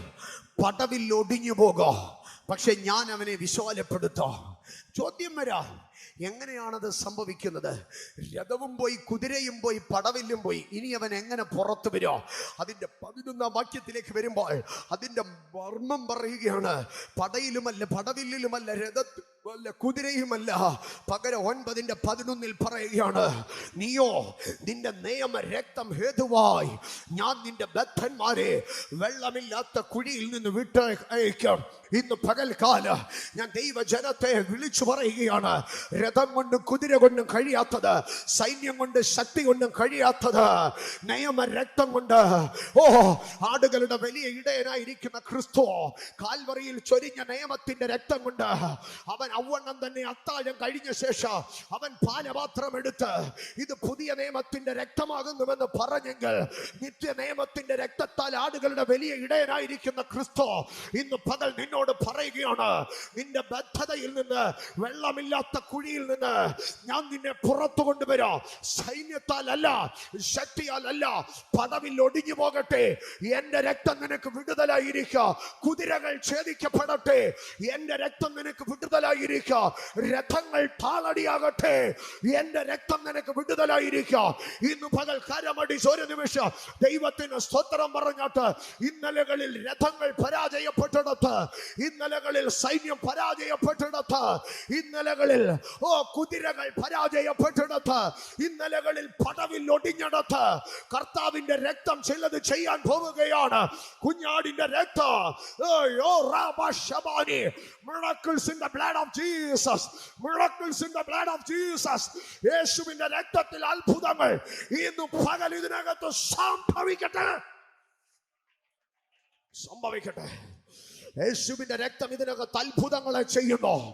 നിയമത്തിന് ചെയ്യാൻ കഴിയാത്തത്, പടവില്ലിന് ചെയ്യാൻ കഴിയാത്തത്, രാഷ്ട്രീയത്തിന് ചെയ്യാൻ കഴിയാത്തത്, ടെക്നോളജിക്ക് ചെയ്യാൻ കഴിയാത്തത്, സയന്റിഫിക് നോളജിന് ചെയ്യാൻ കഴിയാത്തത്, ഇന്ന് രാത്രി യേശുവിന്റെ രക്തം ഇതിനകത്ത് പ്രവർത്തിക്കുകയാണ്. The blood of Jesus is working here. The blood of Jesus is working here. യേശുവിന്റെ രക്തം അത്ഭുതങ്ങളെ ചെയ്യുന്നു. യേശുവിന്റെ രക്തം ബദ്ധന്മാരെ പുറത്തു കൊണ്ടുവരുന്നു. ഇതാ ചിലരുടെ മേൽ യേശുവിന്റെ രക്തം തളിക്കപ്പെടുന്നു. യേശുവിന്റെ രക്തം ചിലരുടെ മേൽ തളിക്കപ്പെടുന്നു. യേശുവിന്റെ രക്തം ചിലരുടെ മേൽ തളിക്കപ്പെടുന്നു. യേശുവിന്റെ രക്തം ചിലരുടെ മേൽ ഒഴുകുന്നു. യേശുവിന്റെ രക്തം ചില കെട്ടുകളെ പൊട്ടിക്കുന്നു. യേശുവിന്റെ രക്തം അന്യായ ബന്ധനങ്ങളെ അഴിക്കുന്നു. Blood of Jesus. യേശുവിന്റെ രക്തം ചില അന്ധകാര മുഖങ്ങളെ ഒടിച്ചു കളയുന്നു. യേശുവിന്റെ രക്തം ചില അമിക്കയറുകളെ അറുത്തു മാറ്റുന്നു. യേശുവിന്റെ രക്തം നിന്നെ മാന്യതയിലേക്ക് ലിഫ്റ്റ് ചെയ്യുന്നു. Lift lift lift.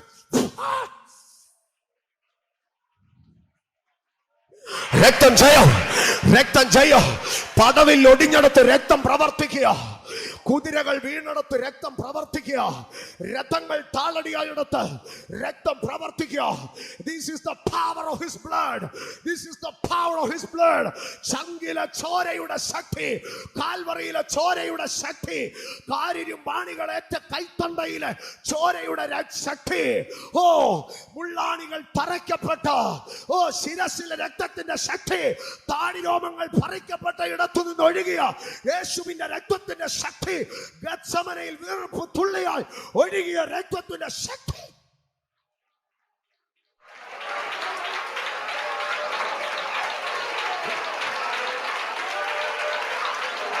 രക്തം ജയം, രക്തം ജയം, രക്തം ജയം, രക്തം ജയം, രക്തം ജയം, രക്തം ജയം, രക്തം ജയം, രക്തം ജയം, രക്തം ജയം, രക്തം ജയം, രക്തം ജയം, രക്തം ജയം, രക്തം ജയം, രക്തം ജയം, രക്തം ജയം, രക്തം ജയം, രക്തം ജയം, രക്തം ജയം, രക്തം ജയം. പരിശുദ്ധാത്മാവ് അധികാരത്തോടെ ഇതിനകത്ത് ചിലർക്ക് വേണ്ടി ഇറങ്ങി വന്ന് പ്രവർത്തിക്കുന്നു. പരിശുദ്ധാത്മാവ് ഇതിനകത്ത് ഇറങ്ങി വന്ന് പ്രവർത്തിക്കുന്നു. പടവിൽ ഒടിഞ്ഞെടുത്ത് കുതിരകൾ രഥങ്ങൾ താറുമാറായെടുത്ത് കുഞ്ഞുങ്ങളുടെ മേൽ ദൈവിക പ്രവൃത്തിയുടെ പ്രത്യക്ഷത സംഭവിക്കുന്നു. നിന്റെ പ്രകാശം നിന്റെ മേൽ ഉദിക്കുന്നു. പൈതലേ പൈതലേ പൈതലേ, കുഞ്ഞുങ്ങളെ, നിങ്ങളുടെ മേൽ ഒരു അസാധാരണ വെളിച്ചം തലമുറകളുടെ മേൽ ഇറങ്ങി വരുന്നു. കുഞ്ഞുങ്ങളുടെ മേൽ ഒരു ഭയങ്കര ലൈറ്റ്, ഒരു ഭയങ്കര പ്രകാശം അടിക്കുന്നു. ഒരു ഭയങ്കര പ്രകാശം ഇതിനകത്ത് തലമുറകളുടെ മേൽ അടിക്കുന്നു. Let the fire, let the light shine.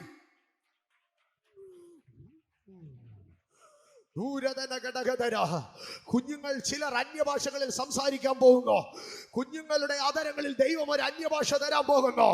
കുഞ്ഞുങ്ങളുടെ ആദരങ്ങളിൽ ദൈവം ഒരു അന്യഭാഷ തരാൻ പോകുന്നു. ഇതാ, ഇന്നലകളിൽ വരെ അമ്മ അപ്പ എന്ന് മാത്രം പറഞ്ഞുകൊണ്ടിരുന്ന ചില കുഞ്ഞുങ്ങൾ അന്യഭാഷകളിൽ സംസാരിക്കാൻ തുടങ്ങുന്നു. യേശുവിന്റെ നാമത്തിൽ തലമുറയുടെ മേൽ അസാധാരണ ആത്മപകർച്ച സംഭവിക്കട്ടെ. ജീസസ്. യറബാന ശേരേദാനി മൽദന മൽദന മൽദന മൽദന മൽദന മൽദന മൽദന മൽദന മൽദന വാർത്തുനി ബീലബര അബ്ദല മൽദന മൽദന മൽദന. തലമുറകളെ ഷിഫ്റ്റ് ചെയ്യുന്ന, തലമുറകളുടെ റൂട്ട് മാറ്റുന്ന ഒരു അഭിഷേകം, തലമുറകളുടെ റൂട്ട് മാറ്റുന്ന ഒരു അഭിഷേകം, തലമുറകളുടെ റൂട്ട് മാറ്റുന്ന ഒരു അഭിഷേകം, തലമുറകളുടെ റൂട്ട് മാറ്റുന്ന ഒരു അഭിഷേകം, അവരുടെ ഭാവി മാറ്റുന്ന ഒരു അഭിഷേകം, അവരെ റൂട്ട് മാറ്റുന്ന ഒരു അഭിഷേകം. ഇന്ന് പകൽ കുഞ്ഞുങ്ങളെ, നിങ്ങളുടെ മേൽ ഒരു അസാധാരണ ദൈവശക്തി ഇറങ്ങിയ ചില വെല്ലുവിളികളിൽ നിന്ന് നിന്നെ ബൈപ്പാസ് ചെയ്ത് കൊണ്ടുപോകുന്ന ഒരു അഭിഷേകം.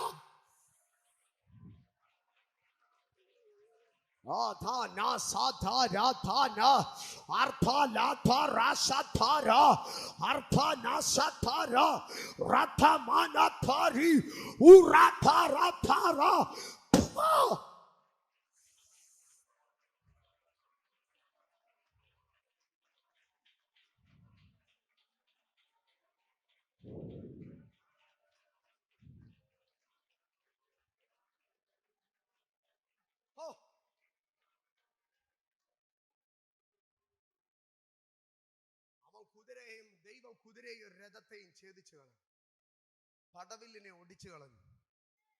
എന്നിട്ടും ബദ്ധന്മാര് പുറത്തു വന്നു യേശുവിന്റെ രക്തത്താൽ. പക്ഷേ അതിന്റെ 13-ാം വാക്യത്തിലേക്ക് വരുമ്പോൾ, ഇന്നലകളിൽ നിന്റെ പടവിൽ ഒടിഞ്ഞു, പക്ഷെ ഇപ്പൊ കർത്താവ് പറയുക, എനിക്ക് യഹൂദയെ ഞാനിപ്പോൾ എന്തായി, ഞാൻ വില്ലായി കൊലച്ച് എഫ്രൈമിനെ ഞാൻ അമ്പുമാക്കി തീർത്തിരിക്കണം.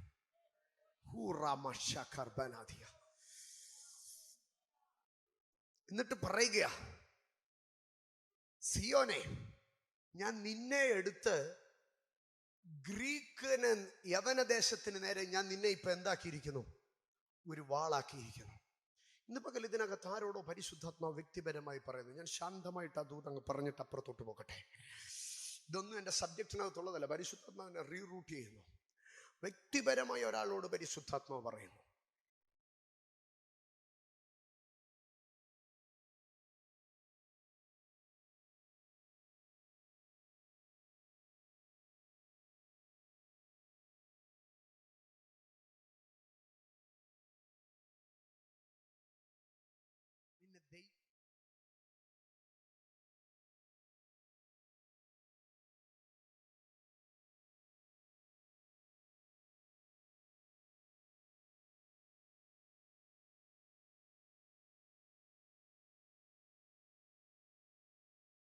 തീരുന്നതിന് മുമ്പേ നീ കർത്താവിന് സറണ്ടർ ചെയ്തോ. പൊന്നു മോനെ, നീ അതിനേക്കാൾ നല്ല ഒരു രഥം പണിതാലും പൊളിയും, നീ അതിനേക്കാൾ നല്ല ഒരു കുതിര മേടിച്ചാലും പൊളിയും.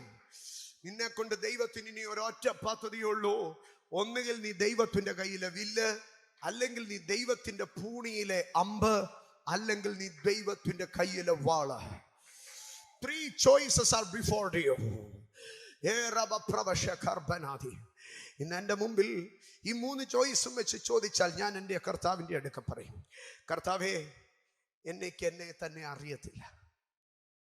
ഒരു വില്ലാകണമെങ്കിൽ നന്നായി ബെൻഡാകണം. എനിക്ക് എത്രത്തോളം ബെൻഡാകാൻ കഴിയുമെന്ന് അറിയത്തില്ല. ഒരമ്പാകണമെങ്കിൽ ഒത്തിരി നാൾ ഈ പൂണിക്കകത്ത് ഇങ്ങനെ മറഞ്ഞിരിക്കണം. എത്രത്തോളം എനിക്ക് മറഞ്ഞിരിക്കാൻ കഴിയുമെന്ന് അറിയത്തില്ല. ഒരു വാളാണെങ്കിൽ ഇടയ്ക്കിടയ്ക്കൊക്കെ മൂർച്ച കൂട്ടണം. എനിക്കറിയത്തില്ല ഞാൻ എന്തായി തീരണമെന്ന്. അതുകൊണ്ട് അപ്പായെ, അങ്ങയുടെ മനസ്സിൽ എന്താണോ തോന്നുന്നേ, എന്നെ വില്ലാക്കണോ, എന്നെ വളയ്ക്കാനാണോ കർത്താവിന് ഇഷ്ടം, വളച്ചോ. അങ്ങയുടെ തോളത്തെ ആ പൂണിയില് എന്നെ ഇടാനാണോ ഇഷ്ടം, എന്നെ അമ്പാക്കിക്കൂ. എന്നെ ഇടയ്ക്കിടയ്ക്ക് രാഗിമിനിക്ക് ശത്രുവിന്റെ തല വെട്ടിയെടുക്കാനാണോ ഇഷ്ടം, ആക്കിക്കോ. അങ്ങയുടെ ഇഷ്ടം. എന്നിൽ സമ്പൂർണ്ണമാകട്ടെ. അങ്ങയുടെ പദ്ധതി എന്നിൽ നിറവേറട്ടെ. ജീസസ്. പ്രത്യാശയുള്ള ബദ്ധന്മാർക്ക് ഒരു പുറപ്പാടുണ്ട്. പ്രത്യാശയുള്ള ബദ്ധന്മാരെ, നിന്റെ ബന്ധനങ്ങൾക്ക് ബലമില്ല. Hope brings deliverance. നോട്ട് എഴുതുന്നവരുണ്ടെങ്കിൽ ഒന്ന് കോളം ഇട്ട് എഴുതിക്കോ. Hope brings deliverance, redemption, salvation.